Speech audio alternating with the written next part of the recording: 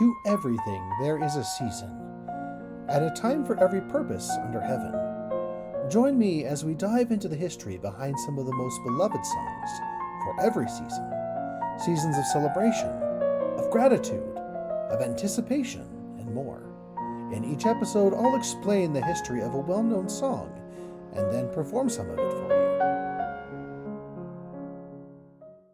Eternal Father, Strong to Save is a well-known Christian hymn often referred to as the Navy hymn due to its association with the maritime services.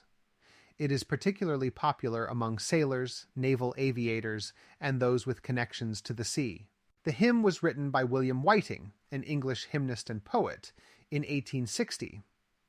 Whiting wrote the lyrics inspired by his own experiences with the sea and a near-drowning incident. The music for the hymn was composed by John Bacchus Dykes in 1861.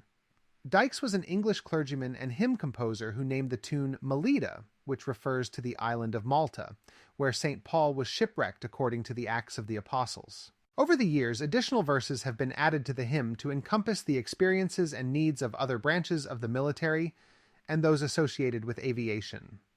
These verses invoke divine protection for those who serve in the air, on land, and in space. The hymn's primary theme is a prayer for divine protection for those at sea, reflecting the dangers faced by sailors and the reliance on God's power to safeguard them. It emphasizes God's control over the elements and his ability to provide safety and deliverance. Eternal Father, Strong to Save is famously known as the Navy hymn.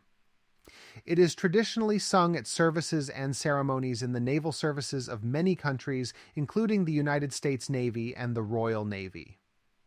It is also a staple at the U.S. Naval Academy in Annapolis, Maryland.